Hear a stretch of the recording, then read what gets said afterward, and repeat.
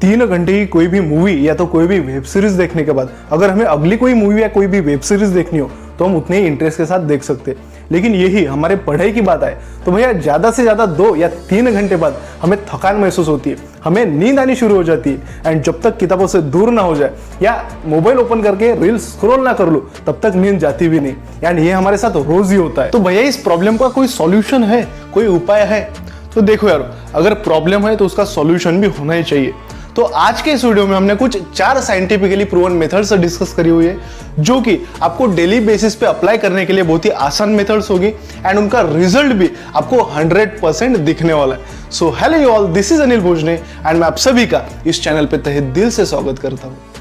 सो किसी भी प्रॉब्लम का सॉल्यूशन निकालने से पहले अगर हमें उसका रूट कॉज पता है, उसकी जड़ पता है, तो डेफिनेटली उसका सॉल्यूशन भी हम आसानी से फाइंड कर सकते हैं। तो हमारी इस प्रॉब्लम की जो रूट कॉज है, जो जड़ है, वो है हमारी ब्रेन की फंक्शनिंग। देखिए, हमारा ब्रेन एक हाईली एक्टिव ऑर्गन होता है, उसी के साथ वो एक हाईली एनर्जी डिमांडिंग ऑर्गन होता है। तो हम उससे जितनी ज्यादा इंफॉर्मेशन प्रोसेस करवाएंगे उतनी ही ज्यादा वो एनर्जी कंज्यूम करेगा। तो जब भी हम कोई मूवी या तो कोई भी वेब सीरीज देखते हैं उस टाइम में हमारे ब्रेन द्वारा जो भी इंफॉर्मेशन प्रोसेस की जाती है वो बहुत ही लेस होती है कंपेरेटिवली जब भी हम पढ़ाई को बैठते हैं। तो इसीलिए पढ़ाई करते समय हमारे ब्रेन द्वारा की गई जो प्रोसेसिंग होती है, इंफॉर्मेशन की प्रोसेसिंग होती है, उसके लिए जो एनर्जी का कंजम्पशन होता है वो सबसे ज्यादा होता है। इसीलिए हमारे बॉडी की ओवरऑल एनर्जी लेवल ड्रॉप होती जाती है, जिसकी वजह से हमें ब्रेन फटीग यानी कि मानसिक थकावट महसूस होती है एंड उसी की वजह से हमें नींद आती है। सो ये तो था हमारा साइंटिफिक रीजन कि क्यों हमें पढ़ाई करते समय ही सबसे ज्यादा नींद आती है। तो इस प्रॉब्लम को सॉल्व करने के लिए जो भी हमारी 4 साइंटिफिकली प्रूवन मेथड्स है उनमें सबसे पहली मेथड है हमारी decide your study time slots. तो भैया अभी इन स्टडी के टाइम स्लॉट्स को डिसाइड करने से, फिक्स करने से क्या होगा? तो देखिए, मान लीजिए एग्जांपल के तौर पे हमें दिन में हर रोज 8 घंटे पढ़ाई करनी, ठीक है।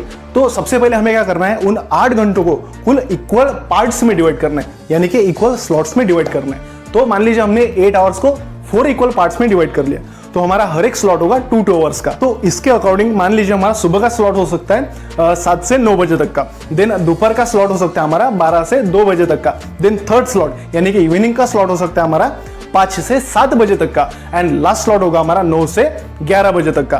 तो अभी हमें जो भी स्लॉट्स हमने डिसाइड किए उन्हीं स्लॉट्स में हमें स्टडी के लिए बैठना है। तो भैया अभी इन स्टडी स्लॉट्स को डिसाइड करने से, डिवाइड करने से क्या बेनिफिट होगा, इसके पीछे का रीजन भी तो समझिए। तो देखिए, मान लीजिए हमने पहले स्लॉट में कंप्लीटली पढ़ाई कर ली, तो जो भी 2 घंटे हमने पढ़ाई की उसकी वजह से क्या हुआ, हमारे ब्रेन ने बहुत ज्यादा इंफॉर्मेशन प्रोसेस की, तो उसकी वजह से हमारा ब्रेन कंप्लीटली एग्जॉस्ट हो गया। एंड क्योंकि हमारे ब्रेन ने बहुत ज्यादा इंफॉर्मेशन प्रोसेस कर ली तो हमारे बॉडी की एनर्जी लेवल डाउन हो गई। तो अभी जो 2 घंटे पढ़ने के बाद जो भी हमारा ब्रेक का पीरियड होगा उस पीरियड में हमारी बॉडी अगेन जो भी एनर्जी उसने खर्च की है पढ़ाई करने में वो अगेन वो रिस्टोर कर लेगी। एंड जब भी हम उसके नेक्स्ट स्लॉट में पढ़ाई को बैठेंगे तो अगेन हमारे पास उतनी ही एनर्जी होगी जितनी हमारे पहले स्लॉट में थी, एंड उसी एनर्जी के साथ हम अगेन पढ़ाई को बैठ सकते हैं। एंड यही मेथड हमारी हर एक स्लॉट को अप्लाई होगी। तो हमने क्या किया, हर एक स्लॉट डिसाइड कर लिया। अभी हमने हमारे अकॉर्डिंग डिसाइड किया था, हमारे एग्जाम्पल के अकॉर्डिंग डिसाइड किया था कि हमें 8 घंटे पढ़ाई करनी। अभी आप अगर आपको 10 घंटे पढ़ाई करनी हो, 12 घंटे पढ़ाई करनी हो, तो उसी के हिसाब से आप इक्वल स्लॉट्स डिसाइड कर सकते हो।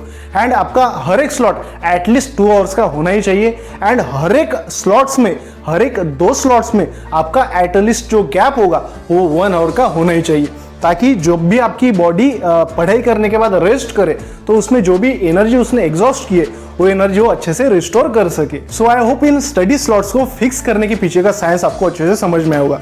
अभी जो नेक्स्ट मेथड है हमारी वो है परफेक्ट स्टडी प्लेस। सो आप रोज के बेसिस पे जहां पे भी स्टडी को बैठते हो वो प्लेस आपके प्रोडक्टिव स्टडी के लिए बहुत ही क्रूशियल रोल प्ले करता है। सो अगर आपको डे टाइम में पढ़ाई करना पसंद हो तो आपको ट्राई करना है कि जो जहां पे भी आप स्टडी के लिए बैठोगे वहां पे जो नेचुरल लाइट का एक्सपोजर होगा वो मैक्सिमम होना चाहिए।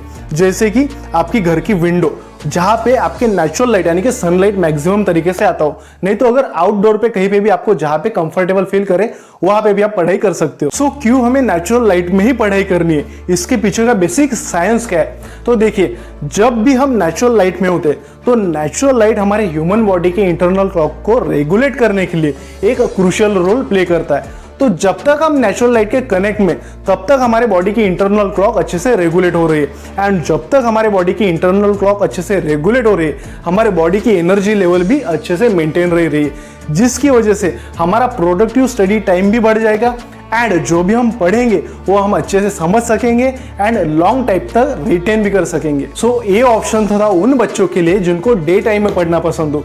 लेकिन भैया अगर हमें नाइट को पढ़ना पसंद हो तो हमारे लिए क्या ऑप्शन होगा? तो देखिए, अगर आप नाइट में पढ़ते हो तो जो भी आपका स्टडी प्लेस होगा, जहां पर भी आपका स्टडी टेबल फिक्स होगा, वहां पे जो बल्ब होगा उस बल्ब पर मैक्सिमम आपका लाइट एक्सपोजर होना चाहिए।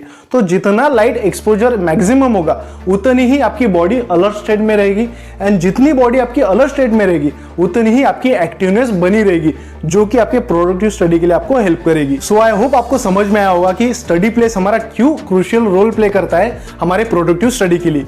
अभी इसी के साथ हमारा थर्ड ऑप्शन है do any physical activity while studying. आपने बहुत सारे बच्चे ऐसे देखे होंगे जो खेलते खेलते भी अच्छी पढ़ाई कर सकते एंड शॉकिंगली उनका रिजल्ट भी बहुत ही अच्छा आता है। तो भैया क्या हमें भी पढ़ाई करते करते खेलना है? नहीं, इसका ये मतलब नहीं है, ठीक है। ये सभी बच्चों के लिए अप्लाई नहीं होता। तो आपके लिए जो सबसे बेस्ट मेथड होगी, क्योंकि हमें पढ़ाई करते समय कुछ ना कुछ फिजिकल एक्टिविटी करनी है, इसके पीछे का बेसिक मोटिव हमारा कि हमारे ब्रेन के साथ हमें हमारी बॉडी भी एक्टिव रखनी है। तो हमारे लिए सबसे बेस्ट जो मेथड होगी, जो कॉमन मेथड होगी, जो सभी टाइप के बच्चों को अप्लाई हो सकती है, वो मेथड है कि हमें जब भी हम पढ़ाई करने बैठेंगे तब हमें एक ब्लैंक पेज हमारे साथ रखना है एंड जो भी हम पढ़ेंगे उसमें से कुछ ना कुछ कीवर्ड्स हमें लिखते जाने।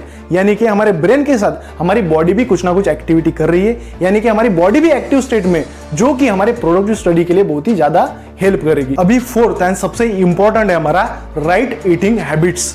हमारे में से मैक्सिमम बच्चों को तो प्रॉपर खाने के बारे में नॉलेज है ही नहीं एंड अगर किसी को है भी तो उनके लिए वो डेली बेसिस पे मेंटेन रखना थोड़ा सा डिफिकल्ट हो जाता है। सो न्यूट्रिशियस डाइट लेना जिसमें प्रॉपर कार्ब्स हो, प्रॉपर प्रोटीन्स हो, विटामिन्स हो, हेल्दी फैट्स हो, तो इस टाइप का न्यूट्रिशियस डाइट रोज के बेसिस पे मेंटेन करना थोड़ा सा डिफिकल्ट हो जाता है एंड हमारे जैसे जो कॉमन लोग होते हैं उनके लिए तो डेली बेसिस पे मेंटेन रखना, वो अवेलेबल कराना, वही सबसे बड़ा टास्क होता है। सो अगर आप इस टाइप का न्यूट्रिशियस डाइट डेली बेसिस पे अफोर्ड कर सकते हो तो सबसे बढ़िया।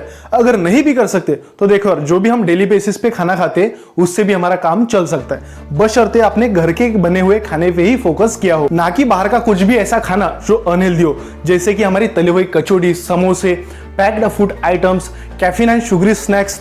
तो इस टाइप के सभी अनहेल्दी खाने को हमें डायरेक्टली अवॉइड करना है एंड हमें सिर्फ एंड सिर्फ फोकस करना है हमारे घर पे बने हुए खाने को, जिसकी वजह से हमारी हेल्थ अच्छी रहेगी एंड अगर हमारी हेल्थ अच्छी रहेगी तो डेफिनेटली हमारी कंसंट्रेशन लेवल भी अच्छी रहेगी, जिसकी वजह से हमारी बॉडी की एक्टिवनेस भी अच्छे से मेंटेन रहेगी। एंड हेल्दी खाने के साथ सबसे इंपॉर्टेंट जो भी हमारा डेली का वाटर इनटेक होगा वो हमें सबसे अच्छे से मेंटेन करना पड़ेगा, क्योंकि पानी के माध्यम से हमारे बॉडी में ऑक्सीजन एंटर करता है एंड हमारे बॉडी में जितनी ऑक्सीजन लेवल अच्छे से मेंटेन रहेगी उतना ही हम लिथार्जिक स्टेट से दूर रहेंगे। तो बेसिकली यही थी 4 साइंटिफिकली प्रूवन मेथड्स जिनके माध्यम से आपको जो भी आपका ड्राउजीनेस का प्रॉब्लम है व्हाइल स्टडिंग, आपको इससे छुटकारा पाने के लिए आपको 100% मदद करेगी ही करेगी। तो आई होप आज के इस वीडियो से आपको वैल्यू मिली होगी। आज के लिए बस इतना ही। Stay happy, stay motivated, stay healthy. Thank you so much.